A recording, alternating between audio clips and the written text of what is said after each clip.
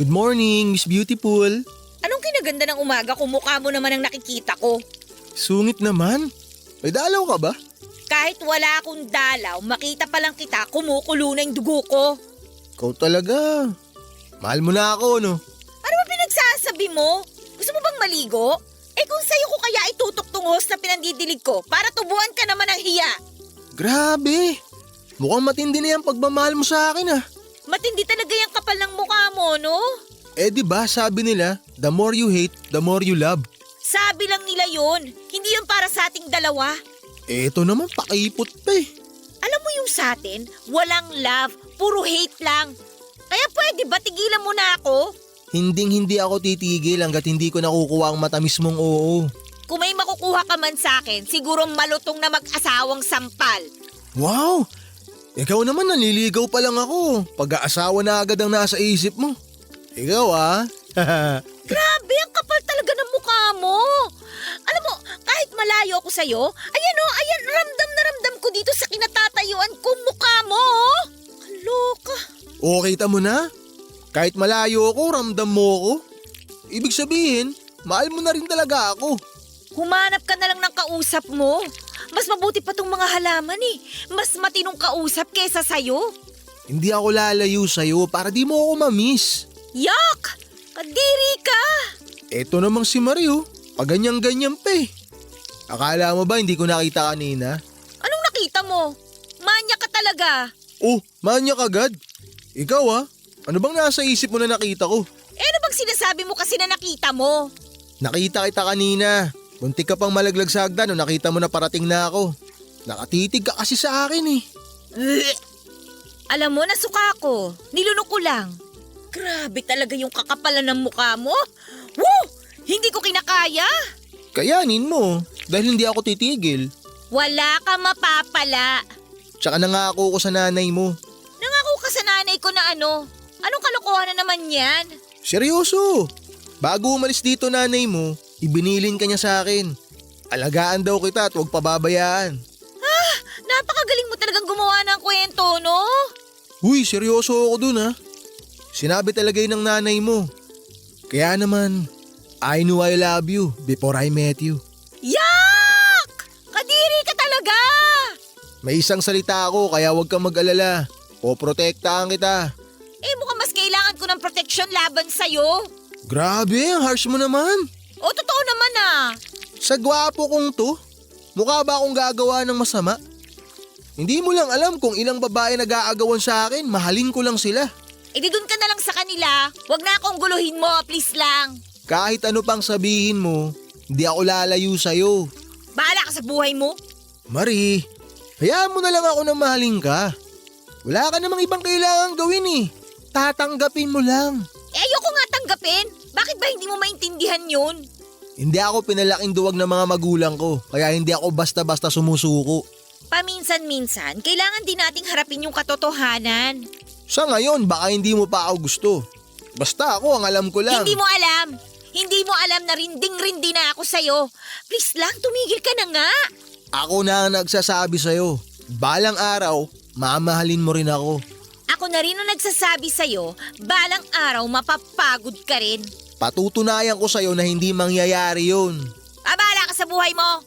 Oo naman, bahala talaga ako sa buhay ko. Kung gusto mo, ako na rin bahala sa buhay mo. Madali akong kausap. Love you. Marie! Marie! Marie! Yes sir, ano po yun? Nasaan si Ryan? Hindi ko po alam sir. Hindi mo alam? Hindi po sir. Eh ang sabi sa akin kasama mo. Isinama mo na naman daw. Naku, hindi po sir, hindi po kami magkasama. Anak ng tokwa, may importanteng lakad pa naman ako. Saan na naman nagsusuot yun? Gusto niyo po ba hanapin ko? Wag na. Eh sir, baka po nandyan lang yun. Alam mo kasi, nagmamaang-maangan ka pa eh. Ha? Sir? Akala nyo ba hindi ko halata? Ano po yun sir? Matagal ko nang napapansin. Hindi lang ako umiimik. Kayong dalawa ni Ryan. Ano kung kami ni Ryan? Nagliligawan kayo kaya hindi nyo na nagagawa ng maayos ang mga trabaho nyo. Naku, hindi po sir hindi po ganun yun. Bago ka dumating, napakasipag niyang si Ryan. Lahat ng pinapagawa ko dyan, nagagawa niyang mabuti. Pero simula nang dumating ka, wala na siyang natatrabahong matino.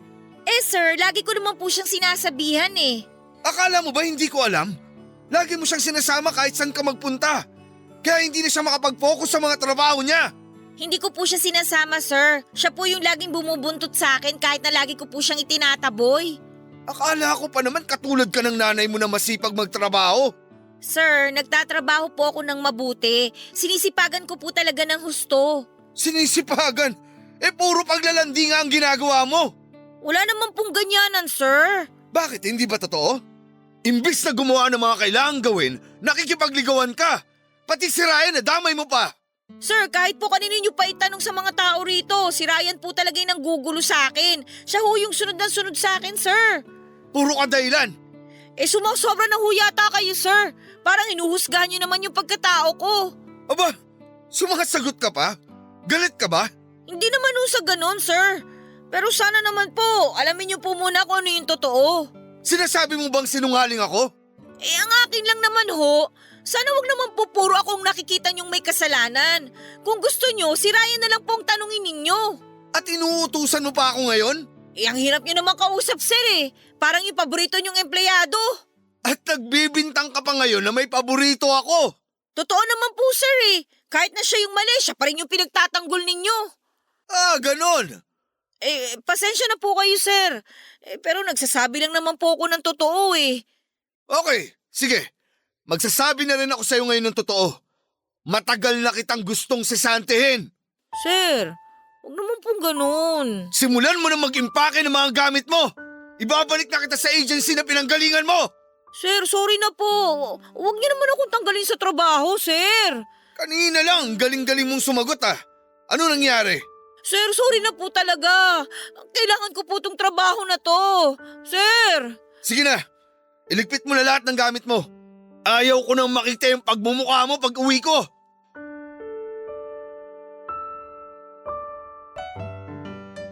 Hi Marie!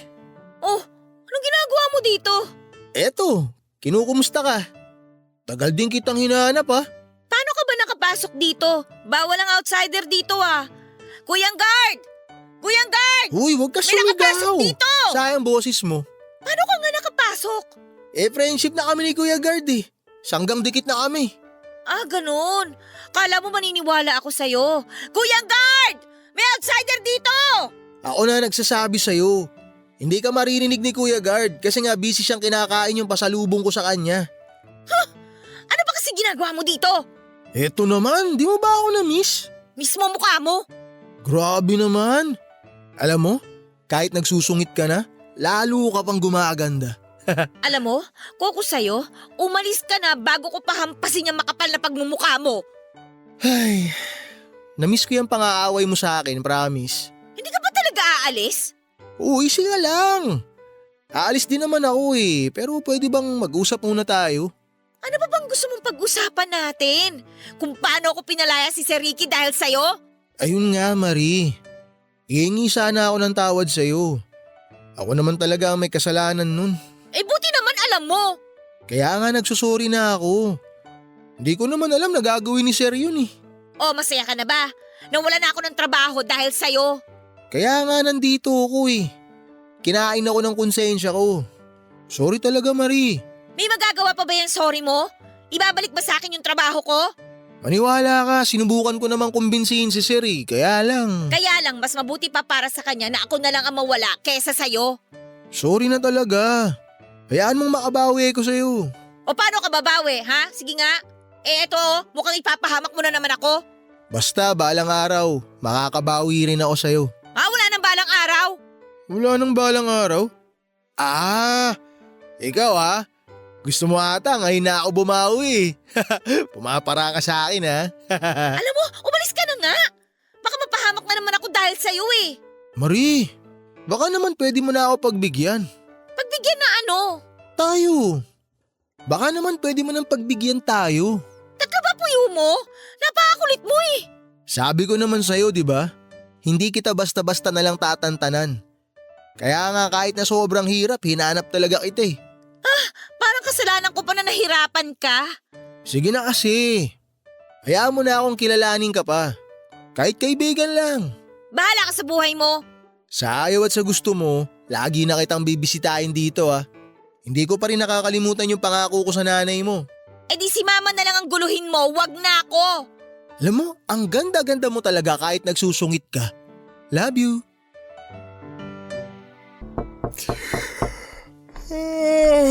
Sino ba yung naghahanap sa akin ng ganitong oras? Oh, Marie? Oo, ako to. Nananaginip ba ako? Ikaw ba talaga yan? Gusto mo sampalin kita para magising ka? Oh, kalma lang. Ikaw nga yan. Ang tapang eh. Kainis talaga oh. Bakit pa kasi ako nandito? Bakit nga ba? Okay ka lang ba? Tsaka ba't parang may dala kang bag? Magtatana na ba tayo? Parang gago naman to eh. Anong magtatanan? Ang dami-dami mong sinabi. Nakakairita ka. Ano nga nangyayari? Teka, tumakas ka no? Di ba sabi mo, babawi ka sa akin? Babawi? Oh, may amnesia ka na? Nalimutan mo na bang may atraso ka pa sa akin? Ikaw ang dahilan kaya ako nawala ng trabaho. Ang ayos-ayos na sana ng kalagayan ko doon kina si Ricky eh. Oh, relax ka lang. Hindi ko naman nakakalimutan yun. Kasalanan mo to. Muntik pa ako mapahamak dahil sa'yo. Bakit ka nga muntik mapahamak? May nangyari bang masama sa'yo doon sa bahay na pinasukan mo? Anong ginawa nila sa'yo? Wala, pero muntik na. Mga siraulo yung mga yun ah. Anong ang ginawa nila sa'yo? Sabihin mo, re-resbakan ko. Reresbakan mo talaga? Oo naman. Basta para sa'yo lahat babanggain. Lahat gagawin ko.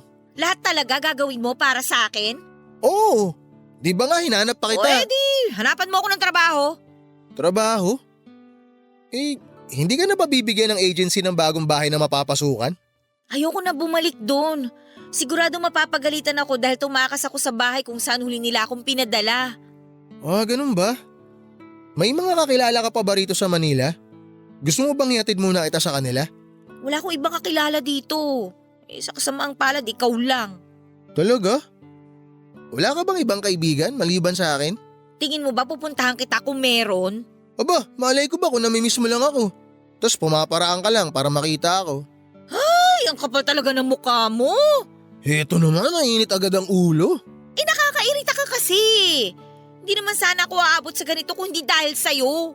Nagsorry na nga ako, di ba? May nagawa bang sorry mo? Muntik pa ako mapahamak dun sa bahay na yun. Makakapagpadala ba ako ng pera sa pamilya ko dahil sa sorry mo? Sorry talaga, Marie. Di bale, tutulungan kita. Ano bang trabaho ang gusto mong pasukan? Kahit ano, basta legal. Marie, eto suggestion lang ha. Ayaw mo bang umuwi na lang muna sa inyo sa Leyte? Siguradong namimiss ka na rin ng pamilya mo ron. Ayoko. Ayoko umuwi sa amin ng ganito, no? Anong sasabihin ko sa kanila? Gusto mo samahan kita? Pakilala mo na ako sa kanila. Puro ka naman kalokohan eh. Pwede ba magseryoso ka naman? Seryoso naman ako sa'yo ah. Ikaw lang tong ayaw maniwala eh. Ang kailangan ko ngayon, trabaho. Kaya please lang, kahit na ayoko sana, nakikiusap ako sa'yo na tulungan mo ko. Huwag kang mag-alala. Magpahinga ka muna ngayong gabi. Bukas na bukas din, sasamahan kita sa chewing ko. Sakto, naghahanap sila ng bagong tindera. O tara, pasok ka. Akin na yung bag mo. Chong Kaloy? Chong Kaloy? O Ryan, ikaw pala yan. Chong Kaloy, kumusta o? Mabuti naman at napadalaw ka. Oh, may kasama ka pala magandang dalaga. Si Marie nga po pala. Magandang araw ho. Magandang araw din, Iha. O, tuloy kayo. Si Chang Edna o. Nako, alam mo naman yun. Ando na sa palengke. Gumagayak na nga ako at susunod na rin ako ron. Buti ho pala naabutan pa namin kayo. Oo nga. Pero kailangan ko na sumunod doon at baka mapuruan na naman ako mamaya. Alam mo naman yung bunganga ng Tiyang Edna mo. Pero teka, kumain na ba kayo? Opo. Kanina pa ho. Ikaw Marie, gutom ka ba? Hindi. Ayos lang ho ako. Busog pa po. Tamang-tama. May natira pa sa niluto ng Tiyang mo kanina. Kumain na muna kayo. Ayos lang ho, Chong. Kahit mamaya na po. Ano nga pala sadya nyo't napadpad kayo rito? Kasi Chong, makikiusap sana kami. Baka naman nangangailangan kayo ng dagdag na tindera. Tindera? Bakit? Papakiusap ko sana tong si Marie. Baka po pwede siyang pumasok na tindera sa inyo. Nako, tamang-tama. Naghahanap talaga kami ngayon ng tindera dahil umalis yung dati namin kasakasama. Yun, saktong-sakto ho pala yung dating namin. Marie, nasubukan mo na ba magtindera? Ay opo, dati po ako naglalako ng mga kakanin sa amin. Ayun, pero ayos lang ba sa'yo maging tindera sa palengke? Ay naku, wala akong problema. Kayang-kaya ko po. Chong, sinisiguro ko ho sa inyo. Masipag po yang si Marie. Talagang maaasahan po. Hindi ka ba maselan, iha? Karne, isda at mga gulay ang ititinda. Malansaro sa pwesto namin sa palengke. Wala pong problema. Sanay na sanay po ako magtrabaho. Mabuti naman pala kung ganon. Maraming salamat po talaga, Chong Kaloy. Mabuti pa, sumama ka na sa akin sa palengke para maipakilala na kita kay Tiyang Edna mo. Chong, may isa pa sana kaming papakiusap sa inyo eh. Babalik ka na ba kagad? Yun ang hindi pwede. Ay, naku, hindi po. Nagbibiro lang ako. Parang seryoso nyo naman kasi masyado. Ano ba yun? Bale, Chong, malayo po kasi yung tinutuluyan ko rito. Makikiusap po sana kami na kung pwede, dito na rin po muna tumuloy si Maria habang nagtatrabaho sa inyo. Oo nga po, kahit po ikaltas nyo na lang po sa sweldo ko. Ayun lang ba? Walang problema. May nakalaan talaga kaming kwarto para sa mga kinukuha naming tindera. Ay wow! Maraming salamat po. Kaya mo bang gumising ng sobrang aga? Kayang-kaya po. Kailangan kasi gumayak ng sobrang aga sa palengke. Kaya rin talaga kami naglaan ng kwarto dito para sa mga tindera namin para sabay-sabay kaming pupunta sa palengke at makatipid na rin sa oras. Wala pong problema. Kayang-kaya ko po yun. Mabuti naman kung ganon. Handang-handa ka na pala. Kaya ba may dala ka ng bag? Opo, talaga pong desidido po ako makahanap ng trabaho. Mukhang masipag ka naman at mabait. Opo, Chong, masipag po talaga yan. May kasungitan nga lang. Huwag po kayo maniwala dyan. Hindi naman po talaga ako masungit. Naku, ang mabuti pa. Kumain na muna kayo tapos sabay-sabay na tayo pumunta sa palengke para makilala ka na ni Edna. Kung gusto niyo po, pwede na po ako magsimula ngayon. Mukhang maganda yung naisip mo para hindi na rin ako laging inaaway ni Edna. Teka lang, kanina pa tayo magkakausap pero hindi ko pa pala na itatanong. Magkano-ano ba kayo ni Ryan? Asawa ko ho siya, Chong Kaloy.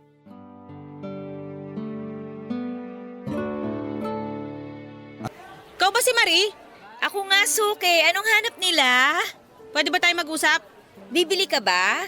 Pili ka lang. Mura lang yung mga tinda namin. Wala akong pakialam sa mga tinda mo. Kailangan kitang makausap. Ay, sino ka ba? Bakit ka ba nanggugulo? Kung ayaw mo may skandalo rito, kausapin mo ako. Eto, kinakausap na kita. Ano bang kailangan mo? Bakit nanggugulo ka sa oras ng trabaho ko? Ikaw ang nanggugulo sa amin. Teka nga lang. Chong Kaloy, alis lang ako sandali ha. O ano ba yun? Sa palengke ka pala nagtatrabaho? Sino ka ba? Ano bang problema mo? Ako lang naman ang girlfriend ng lalaking nilalandi mo. Nilalandi ko? Sino? Aba, maang-maangang ka pa? Layo mo si Ryan. Si Ryan? Oo, si Ryan. Girlfriend ako ni Ryan. Pakialam ko. So wala kang pakialam kahit na may karelasyon na siya? Wala akong pakialam sa inyong dalawa. Akala mo hindi ko alam na pinupuntahan kanya lagi rito? Bakit akong sinusugod mo? Hindi ba dapat siya yung kausapin mo? Hindi naman siya pupunta rito kung hindi mo siya pinapapunta. Hoy, hindi ko siya pinapapunta dito ha. Sinungaling ka! Ako pa ang sinungaling? Bakit kasi hindi siyang tanungin mo? Ilang ulit ko na siyang tinataboy. Siya lang naman yung punta ng punta dito. Kala ko naman kung ang itsura mo. Lolokohin lang ako ni Ryan dun pa sa malansa. Sa totoo lang, mas malansa ka pa sa mga isdang tinda namin. Binabalaan kita ha. Layuan mo na si Ryan. Alam mo, wag mo sa akin sabihin yan. Kung gusto mo, itali mo sa bewang mo yung boyfriend mo nang hindi makawala. Ikaw ba talaga matapang ha? Totoo pala talaga yung sinasabi nila. Kung sino pa ang kabit, siya pa ang malakas ang loob. Uulitin ko lang ha, hindi ako kabet. Kahit kailan hindi ko pinatulan si Ryan. At isa pa, hindi ko nga alam na may girlfriend pala siya eh. Di mo alam kaya nakipaglandian ka. Ay bahala ka sa gusto mong paniwalaan. Pero kung ako sa'yo, kung may awa ka sa sarili mo, hiwalayan mo na siya kung alam mong niloloko ka na pala.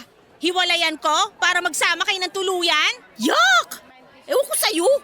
Kung ayaw mo maniwala sa akin, di bahala ka. Pero sana lang, huwag mo nang idamay ang trabaho ko. Huwag ka namang gulo dito. Sinasabi ko sa'yo hindi ko hahayaan na maging masaya kayo. Ka talagang kausapin eh. Ganun ho ba? Sige ho, Chong. Balik na lang ho ako. Teka lang Ryan, baka gusto mo muna magkape bago umalis. Hindi na ho. Ayos lang po ako. Pero gusto sana kita kausapin sandali. May sasabihin ho ba kayo, Chong? May mga itatanong lang naman ako sa'yo. Sige ho. Ano po ba yung itatanong nyo? Ano ba talagang intensyon mo kay Marie? Chong, mahal ko po talaga si Marie. Pero bakit kasi nagsinungaling ka? Una sa amin, sinabi mo sa amin ng tiyang mo na asawa mo siya.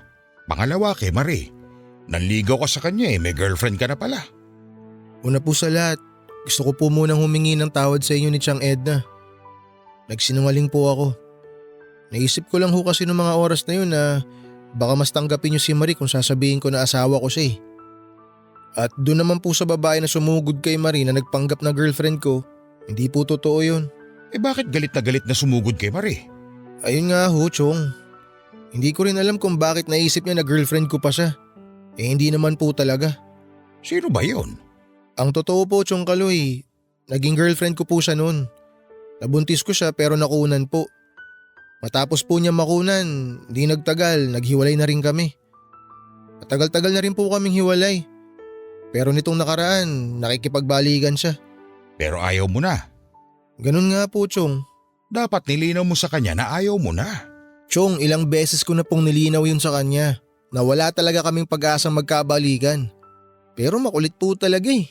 Hindi mo rin naman masisisi si Marie kung ayaw niya nang humarap sa'yo pagkatapos na nangyari. Alam ko naman ho yun. Pero Chong, seryoso po talaga ako kay Marie. Pinagsabihan ko na rin po si Mirna. Nilinaw ko po sa kanya na wala talagang pwedeng mamagitan sa amin. Tsaka dapat tumigil na siya. Kaya sigurado po ako na hindi naguguluhin ni Mirna si Marie. Dapat lang. Mabait na bata si Marie. Masipag at talagang maalaga lalo na sa pamilya niya. Kaya kung sasaktan mo siya, magagalit din ako sa'yo, Ryan. Chong, aaminin ko po. Noon talagang may pagkaloko-loko ako.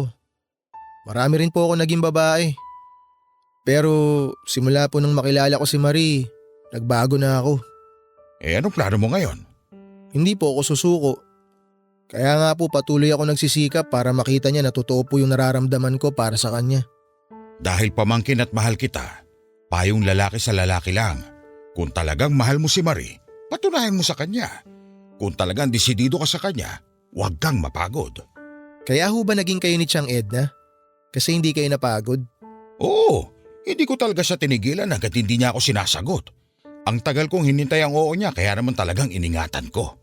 Sa inyo ho pala ako nagmana ng kakulitan eh. Basta Ryan, botong-boto rin naman kami kay Marie para sa'yo. Pero kung sasaktan mo lang siya, huwag mo na siyang guluhin. Hindi ho, Chong. Seryoso po talaga ako kay Marie. Siya na po yung babaeng gusto kong makasama habang buhay. Kung talagang seryoso ka, kailangan mong paghirapan ang oo niya. Huwag kayong mag-alala, Chong Kaloy. Handa po akong mahirapan. Siguraduhin mo lang. Dahil kami talaga ng Tiyang Edna mo ang unang magagalit sa'yo.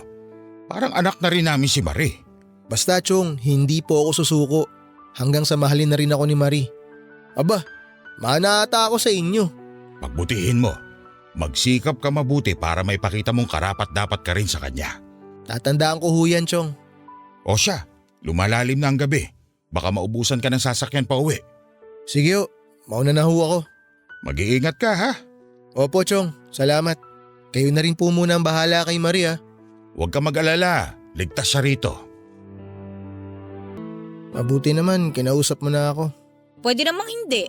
Eto naman, mainit agad ang ulo. Di ka pa rin nagbabago. Ikaw din naman.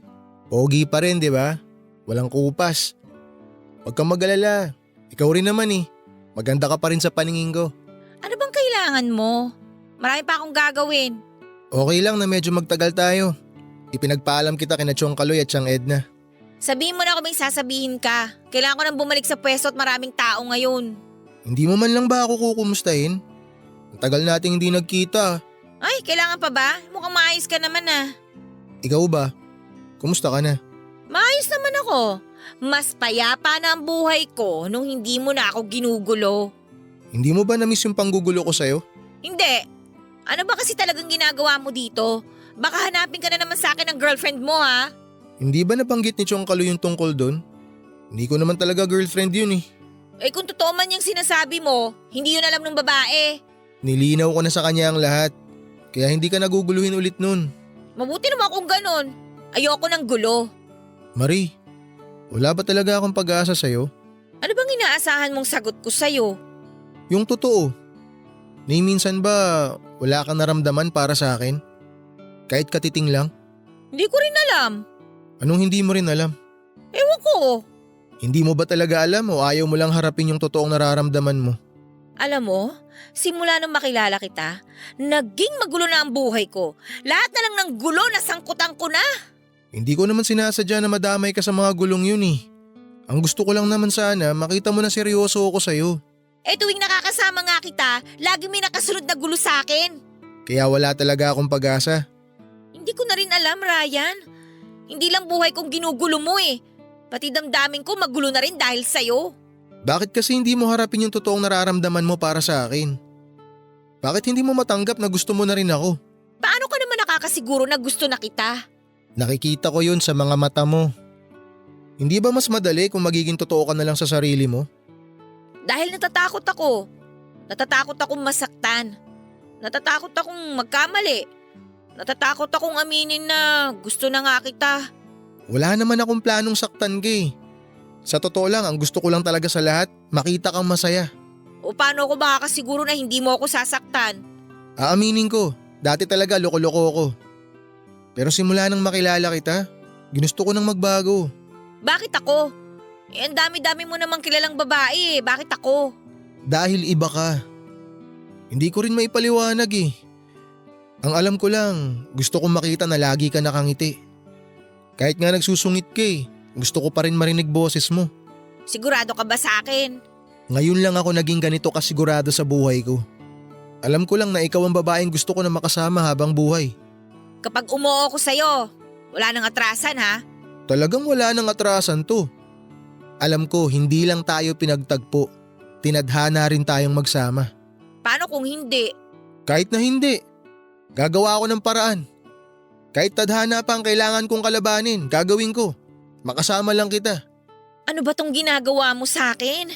Bakit ba parang nagkakaroon ako ng pag-asang magiging masaya tayong dalawa? Dahil posible naman talaga. Kailangan mo lang akong pagbigyan na patunayan lahat sa'yo. Hindi ko naman ginusto to eh. Parang isang araw nagising na lang ako na hinahanap kita. Ibig bang sabihin yan? Mahal mo na rin ako? Hindi ko nga alam. Huwag mo nang pigilan ang nararamdaman mo, Marie. Akong bahala sa'yo. Sana ganun lang kadali yun. Please naman oh. Hayaan mo lang ako na mahalin ka. Hayaan mo lang ako na patunayan sa'yo na seryoso talaga ako sa'yo.